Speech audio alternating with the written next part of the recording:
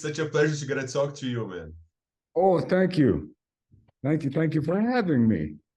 Yeah, well, there has been talk of a Mick solo album for a long time, and only now it's finally coming to fruition. First and foremost, update me, when exactly did you start working on the songs that make the other side of Mars tracklist? Um, I've been working on this thing, you know, in and off, probably since, I don't know, 20 years or longer. But you know, like when you write a song and then you get back off tour or something, you go, oh, sounds horrible, it's dated, you know. So it took me, you know, um, when I retired, it took a little longer than I wanted it to come out because I had the songs and I had them all done, but you know, there was a few stumbling blocks in the way. So yeah, but coming out soon. Did being out of Mötley Crüe contribute in any way to the process, maybe allowing you to focus on the songs? You know, over the years, yeah, of course, but you know that Mötley was my priority. You know, not me as a solo artist, which you know, or as a solo guy. You know, Mötley Crüe was everything. You know, it's like that comes first, and so there it is. I finally got the chance to like really get to sink my teeth into it, to really come up with something, I want to say, not sounding like Mötley Crüe for sure, you know, but something a little more me, um, which might sound weird, but it is a Mick Marcelo album, isn't it? So yeah, it's like my record and the way that I was thinking about recording and writing was to be very diverse. You know, have a heavy, normal, heavy rip song, and then like kind of a mellow thing, or then kind of like a song like Memories come on, and it's just like the way that I pictured that song when I wrote it was a friend of mine, Paul, that plays keyboards on this record. I told him my vision, that I wanted him to play just the piano, no drums, no guitars, no anything else, as if Freddie Mercury would come off and just sit down by his white piano and just start singing and playing, that type of thing. So I'm trying to make things like a little, like a journey on my album, different sounds, different tones, different everything. So it's like not the same song over and over again, you know? In the album's press release, you were quoted as saying, when it comes to my playing, there's the Mötley side and the Mars side. Yeah. This leaves room for some interpretations. In Mötley, did you feel compelled to compose in a certain way and play in a certain way? Was there Yes. a pressure to maintain the formula? Well, you know, my style of writing is always has leaned more to the left, a little more heavy. Um, you know, like when I wrote the riff for Girls, Girls, Girls, when I wrote the riff for Dr. Feelgood and all that stuff, and like say some of the more obscure ones like Louder Than Hell and all those kinds of things that had the more thick heaviness to it. The thing about it is with my solo stuff, it's going to reflect on my Mötley days because it's my sound.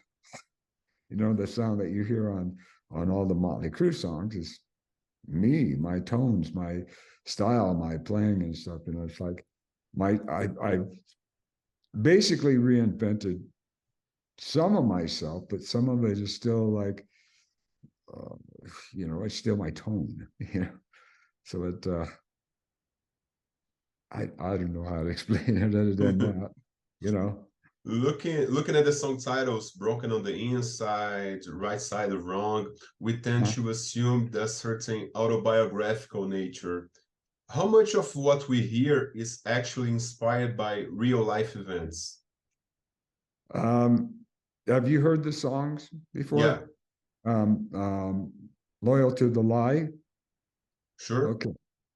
I mean, that is based on cults, like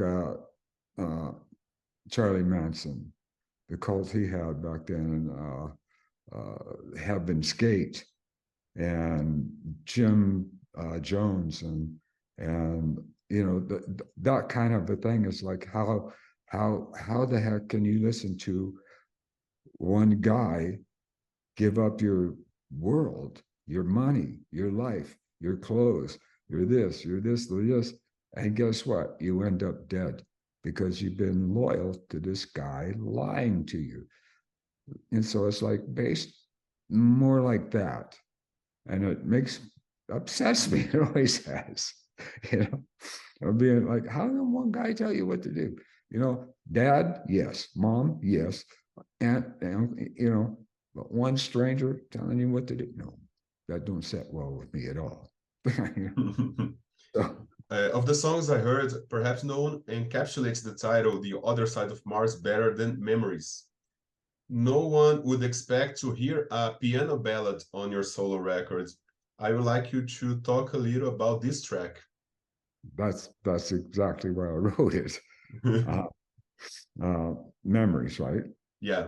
But that's the one. And it's like what I had in mind when I wrote that song is more of like, well, when I make the video for it, there's going to be a lot of, watery eyes. It's like not trying to be like weird or ahead of myself, but I wrote it about 1940s, post-war or pre-war or whatever. And, the soldier all dressed up in his suit, and these couple meet, and they fall so deeply in love. They're together forever. I'll never let you go, never let you go. So then it goes, through the stuff and the ballroom dancing and having the glasses of champagne and stuff. And and I'm going to interject like photos of like them, like, happy together with their children in their house and this. But in the end, this old guy is holding the old woman's hand because she could be on her way to die. And he's saying, I'll never let you go. So that's what that's about. Heavyweight names accompany you on these efforts. You mentioned Paul Taylor from Winger, but there's also Ray Luzier from Korn and the bassist and producer Chris Collier. How these partnerships were formed? Oh, I don't know. Ray lives here. Ray Luzier lives here, right? And Chris Collier, who's done a lot of the Korn records and stuff, is like, I had several mixer, mastering people offered. And of course, Michael Wagner engineered it, recorded it, and produced it. And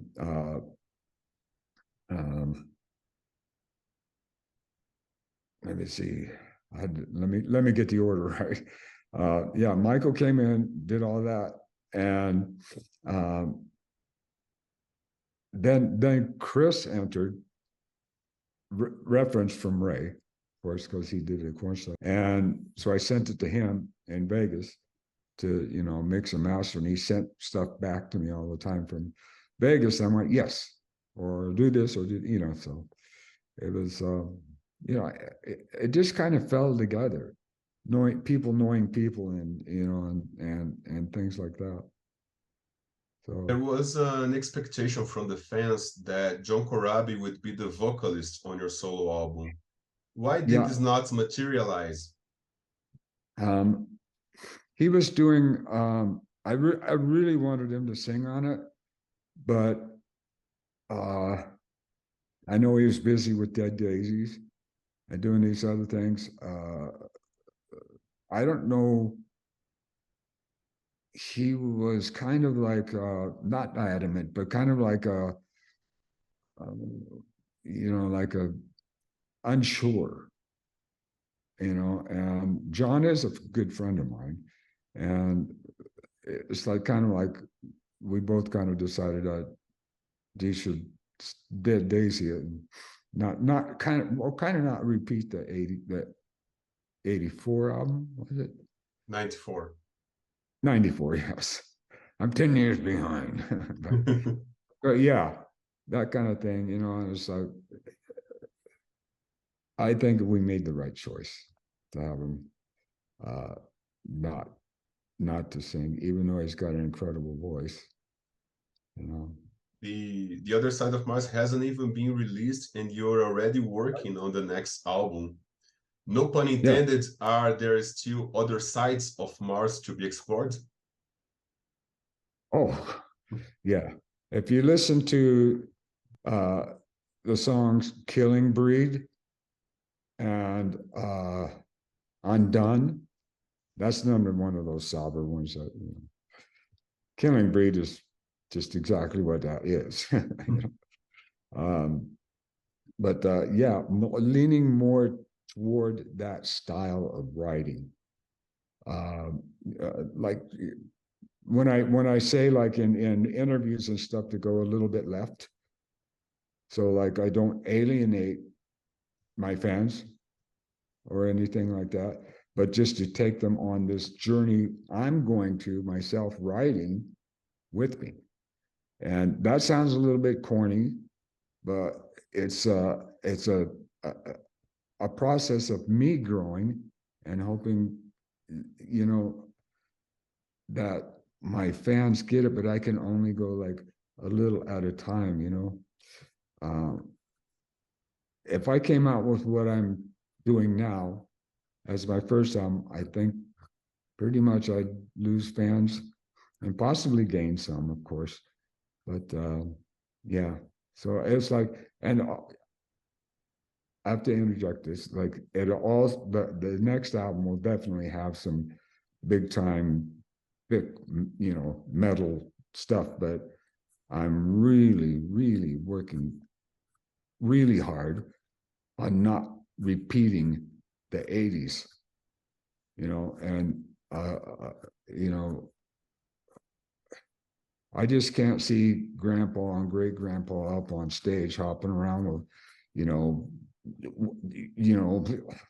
I just don't see it. The only bands that I see doing that right is the Stones.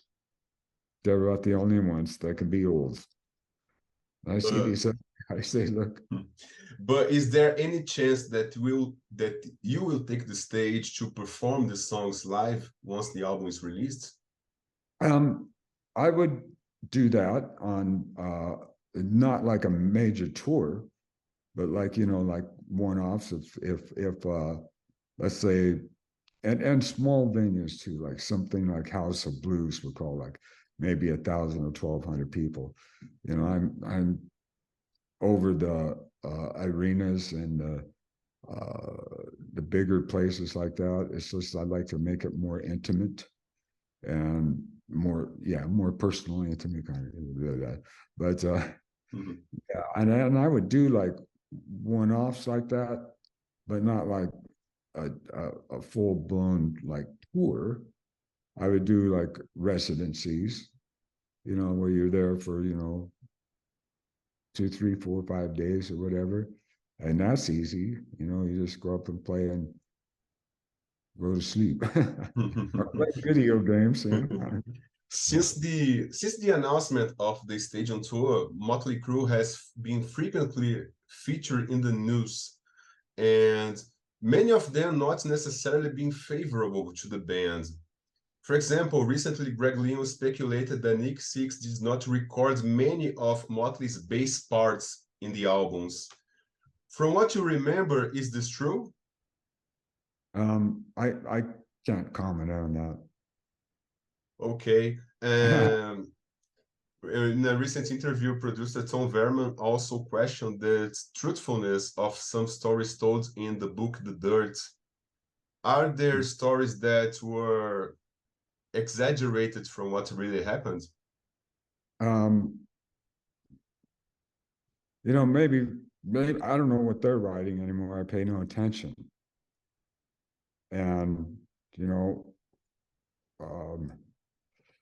like I said, it was like, I don't really want to talk to it in depth, but what I stated in my sworn statements is true. So, and I have to leave it at that. Okay. Regarding the movie, The Dirt, I want to know your thoughts. Did you like the movie?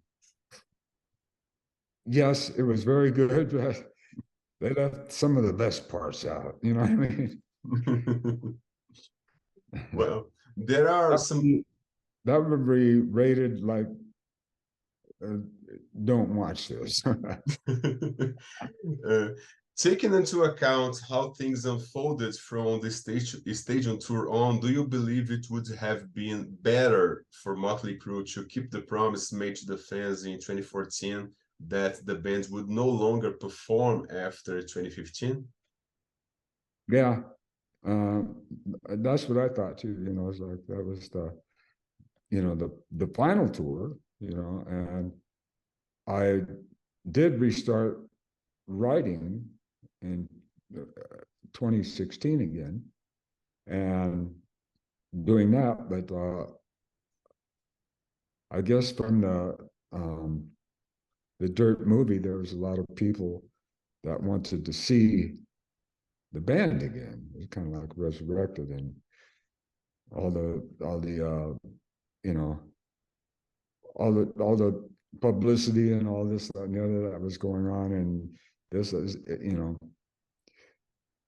there it was. I'm back on the road again. You know?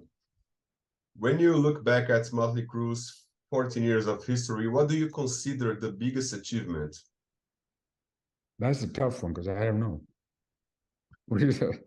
a lot of stuff, but achievements. I'm glad we never got in the Rock and Roll Hall of Fame, you know, and being even